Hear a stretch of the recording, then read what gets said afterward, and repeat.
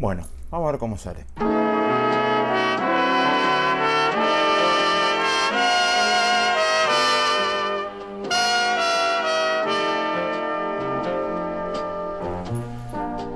Una mañana un fulano al que llamaremos William Godwin se puso a pensar en el mundo que lo rodeaba, o sea, su país, y pensó que el gobierno solo simula estar a nuestra disposición personal, pero que en realidad se dedica solo a vigilar nuestras transacciones privadas. El pobre Willy, si hubiera vivido en Argentina, no hubiera tenido que estudiar demasiado su entorno para llegar a esa conclusión, dado que para nosotros, nuestro concepto de Estado presente se llama AFIP. Todo lo que el Estado no puede resolver en otros ámbitos, en la AFIP funciona de maravillas. Queremos sacar del país a nuestro hijo, por poner un ejemplo, y tenemos que probar que somos los padres, firmar documentos, hacer un examen de paternidad, un ADN, presentar listado de vacunas, algún video que pruebe el momento de la concepción del menor y... bueno, el asunto es que al momento de recaudar, la AFIP sabe cuánto gastamos, en cuánto no gastamos, cuánto dinero nos ingresó, desde dónde nos ingresó. Prácticamente saben hasta cuántos hijos tenemos, cuánto podemos deducir de ganancias, cuánto gastaron en un alfajor, cuánto gastaron en un chupetín, cuánto gastamos, cuánto no gastamos.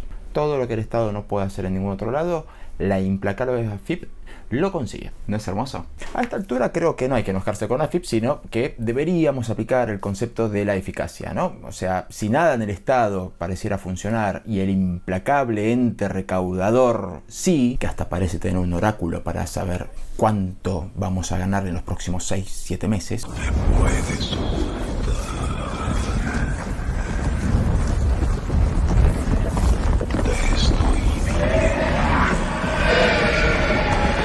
hay que cerrar el resto del Estado y dejar todo en manos de la AFIP. Si total, para lo que recibimos del Estado, la AFIP se puede encargar tranquilamente. ¿La AFIP no brinda seguridad? Bueno, el Estado... La AFIP no brinda educación. ¿Y el Estado? ¿La AFIP no nos brinda salud? Bueno, el 70% de las personas que están comprendidas por algún sistema de atención sanitaria lo hace bajo el paraguas de alguna prepaga, así tenga obra social, por derivación. Y a todo esto tenemos que agregarle un pequeño detalle. Nada de lo que dice el Estado que realiza podría llegar a hacerlo sin la implacabilidad del ente recaudador. Y convengamos que la mayoría de quienes caemos bajo la órbita del panóptico tributario de la AFIP dejamos más de la mitad de nuestros ingresos al año solamente en impuestos. Con lo que nos queda, tenemos que pagar un sistema de salud privada, un sistema de educación privado, y con el tema de la seguridad, bueno, no nos queda otra que buscar alguna bruja que nos haga algún guaricho protector a la hora de salir a la calle. De nuestro bolsillo, ¿no? Pero volvamos al pobre de Godwin, a quien muchos en un exceso histórico consideran una suerte de padre del anarquismo. Willy, cuya memoria tuvo que lidiar con quedar a la sombra de ser el padre de la chica que escribió Frankenstein, llegó a criticar que el Estado aborda equivocadamente la acción pública y la vida política, razón por la cual termina confundiendo y de forma muy peligrosa lo individual con lo colectivo. Y en estos momentos que estamos viviendo es como si Willy Godwin se me hubiera aparecido en sueños y me hubiera dicho: monstruo, te olvidaste de lo básico, mientras me recita que la democracia es el más eficaz de los sistemas, dado que permite que la mayoría pueda expresar sus ideas sin centralizar el poder en una figura que puede equivocarse. Pero que así todo, hay que evitar que las decisiones de la mayoría pongan en peligro la libertad de las minorías. Eran otros tiempos los del Willy, la época de las grandes revoluciones liberales del mundo, la revolución norteamericana, la revolución francesa, la revolución sudamericana. Más o menos en la misma época en la que vivió otro personaje literario surgido de la cabeza de von Goethe. Goethe. ¿Cómo se dice? Johann Wolfgang von Goethe. Bueno, este personaje de Von Goethe decía que si le preguntabas cómo era el ser humano, el habitante de su país, era más o menos como el de todo el mundo, porque la raza humana es harta uniforme. La inmensa mayoría emplea todo su tiempo en trabajar para vivir y la poca libertad que les queda les asusta tanto que hacen todo lo que pueden para perderla. Obviamente es una cuestión que nos viene acechando hace tiempo. Hay una serie disponible en una de las plataformas de streaming más conocidas que se llama The Man in the High Castle. No voy a spoilear nada, solamente les voy a dar un contexto del argumento. Vieron que siempre se hacen películas distópicas del futuro distópico, algo malo, horrible, la humanidad se hace mierda, el planeta revienta. Bueno, casi nunca se hace sobre el pasado. ¿Por qué? Porque hay que hacer un ejercicio contrafáctico. ¿Qué hubiera pasado si? Bueno, en esta serie se preguntan qué hubiera pasado si la guerra por alcanzar la bomba atómica la hubiera ganado primero Alemania. Obviamente la serie se centra en que la Segunda Guerra Mundial fue ganada por Alemania por una bomba atómica y Estados Unidos fue dividido en dos entre las potencias que quedaban después de 1943, ¿no? O sea, Alemania y Japón. Los estados del oeste, de la costa del Pacífico, están totalmente atrasados tecnológicamente porque son gobernados por el Japón que no perdió la guerra. Los del lado del este son dominados por Alemania. Yo al principio decía, ¿qué es lo que más me molesta de esta serie? Me molesta que obviamente no existen los Beatles, no existe el rock and roll.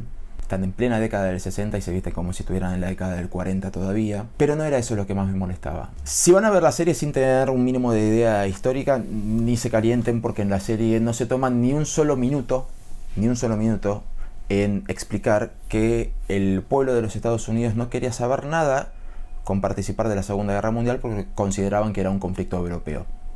Si van a ver la serie sin tener un mínimo de conocimiento histórico, ni se calienten porque en la serie no dedican un microsegundo a explicar que la clase dirigente, la política del Reino Unido, de la Gran Bretaña, tampoco quería saber nada. Buscaban un acuerdo de paz con Hitler. Y eso es lo que realmente me molestó de la serie. Saber que todo este mundo en el que vivimos se lo debemos a las decisiones de un par de lobos solitarios que engañaron a la política, que engañaron a sus pueblos, pero que terminaron garantizando para Occidente este sistema que tiene 10 millones de defectos, pero que podemos criticarlos porque vivimos en Occidente.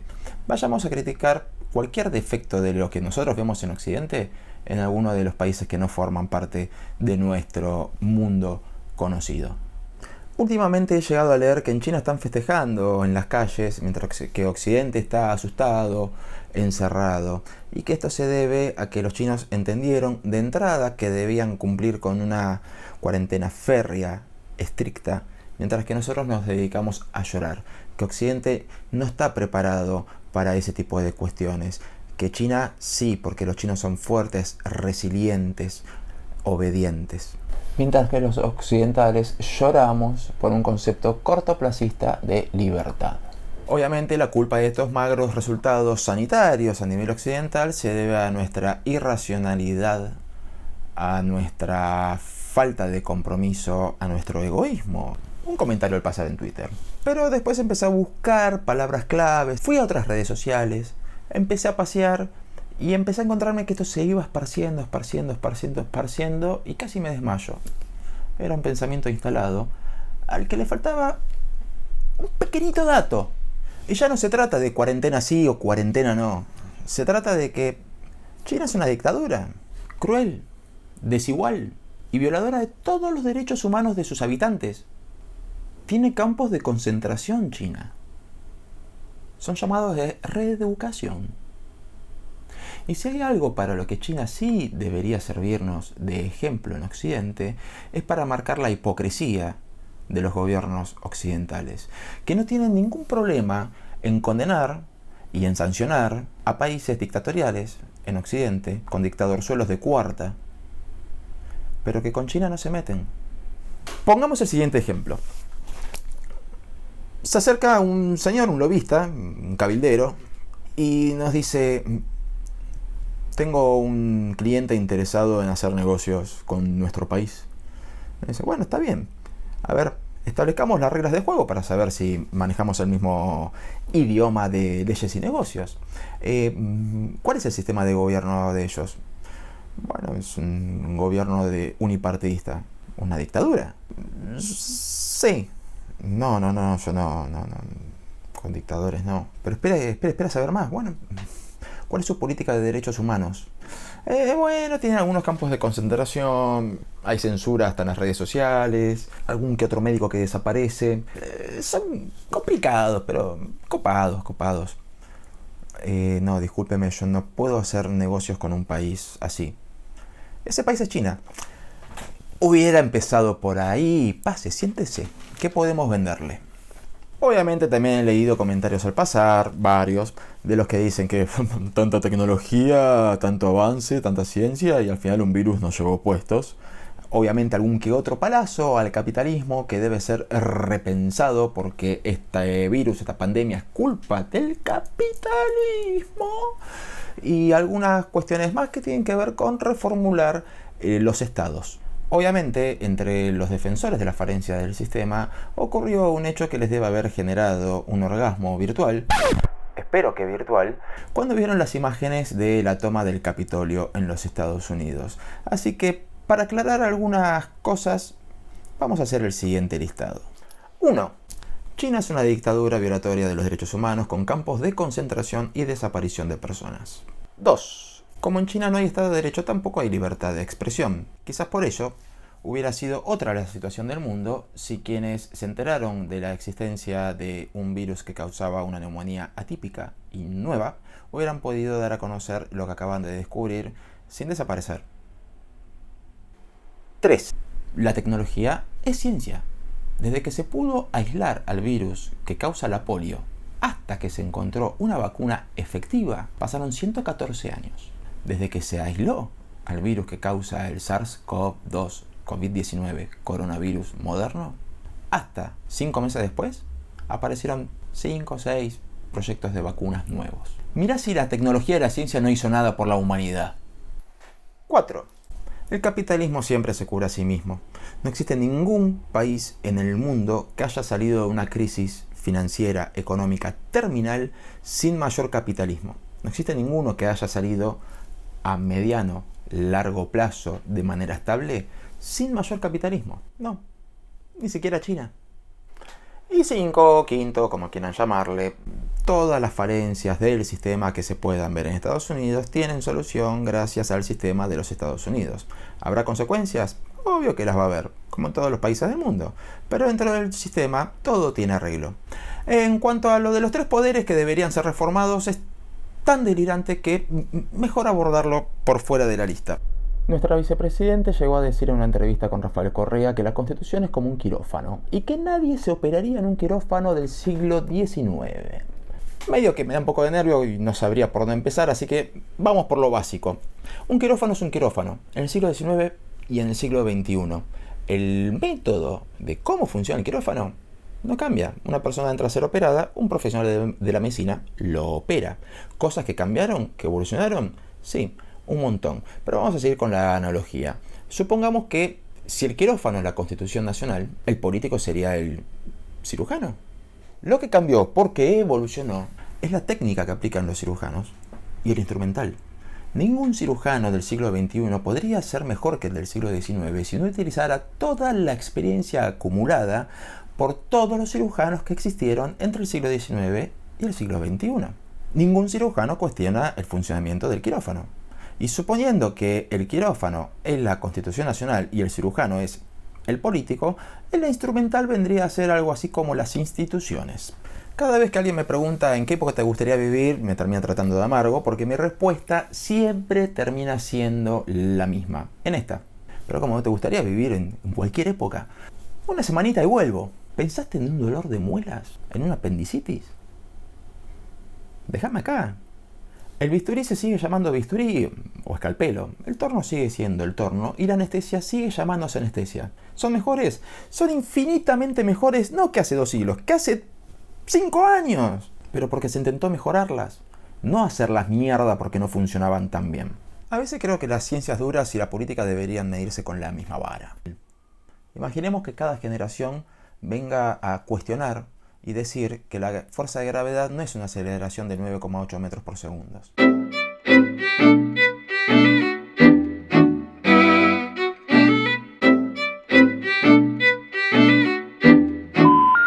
Imaginemos que cada generación vuelva a cuestionar todo lo que avanzó la ciencia.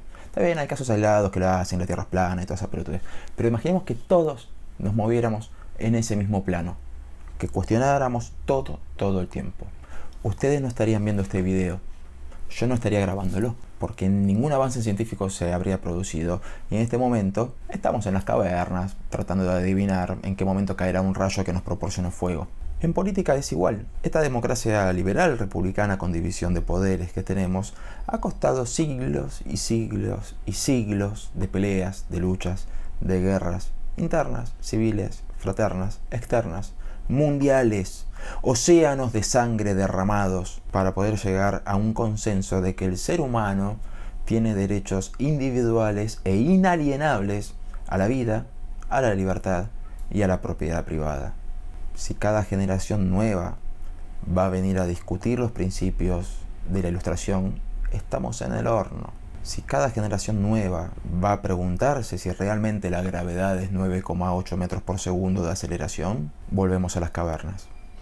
Pero el problema no es la potencialidad, sino que está ocurriendo ahora mismo. Cada vez es más común ver a políticos occidentales con la capacidad de gobierno muy por debajo de la capacidad de daño que tienen, la capacidad de echar sal sobre viejas heridas. El hombre sabio no necesita adeptos, los consigue igual, a fuerza de, valga la redundancia, sabiduría, experiencia, mérito, esfuerzo, ejemplo. El bruto, en cambio, no quiere esforzarse, y cuando ve que otro levanta la cabeza, en vez de competir con la misma regla de juego y tratar de mejorar para competir de igual a igual, rompe el reglamento, fractura todo lo que se le cruza y culpa a otros por sus propios defectos y resultados. Lo que a vos te falta es porque otro lo tiene.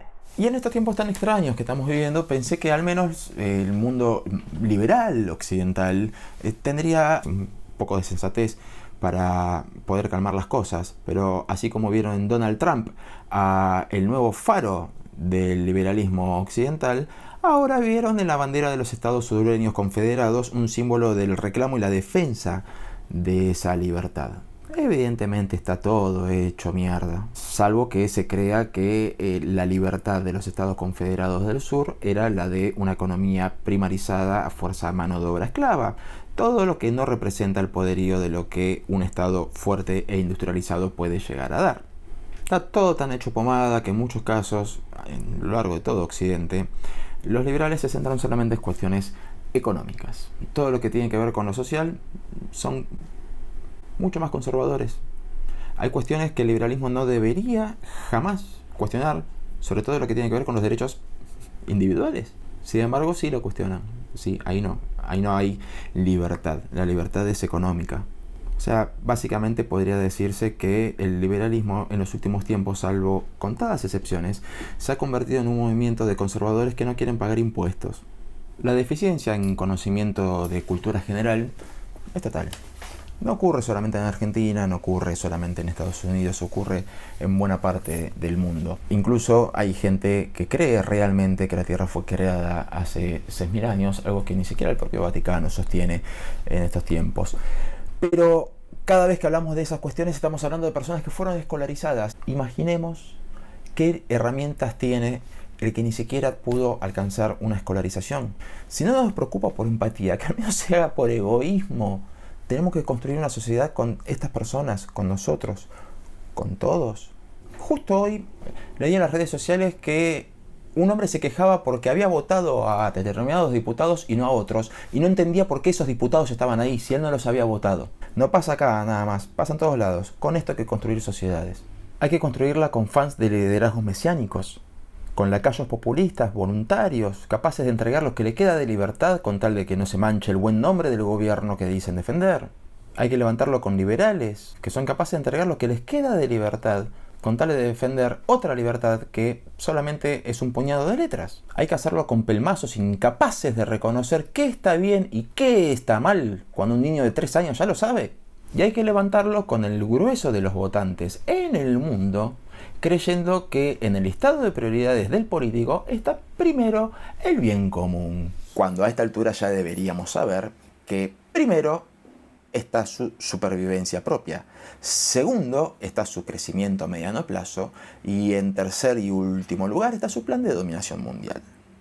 El mundo se ha convertido en un lugar muy turbio. Esto no quiere decir que nos convirtamos en pesimistas y que la única luz que vemos al final del túnel es un tren bala que viene de frente. Tenemos que ser conscientes que en los tiempos que vienen van a ser necesarios, de vuelta, liderazgos que nos lleven a buen puerto. Y por el bien de todos, tenemos que comprender que esos liderazgos no son a todo o nada, no son cheques en blanco. Son liderazgos de personas que deberán estar capacitadas y con la cabeza lo suficientemente abierta para entender que no se puede construir nada nuevo destruyendo los cimientos del pasado, que se puede avanzar, mejorar, perfeccionar, pero nunca, nunca, nunca jamás se va a poder seguir avanzando si todo el tiempo cuestionamos si la velocidad de aceleración de 9,8 metros por segundo le podemos llamar gravedad o no. Ya estamos en un escenario en el que los sentimientos valen más que las razones, en el que las creencias deben ser más respetadas que las evidencias y en el que las opiniones valen más que los hechos. Miren si no necesitamos liderazgos serios y no payasos autócratas. Nos criaron con la certeza de que el fin de la historia era una realidad, cuando no lo fue. Hoy vivimos discutiendo con parámetros antiguos. No es izquierda o derecha, no es liberalismo o conservadurismo, no es comunismo o capitalismo, ni siquiera es Occidente versus Oriente. Es la pelea entre quienes creemos en la libertad individual o la dominación.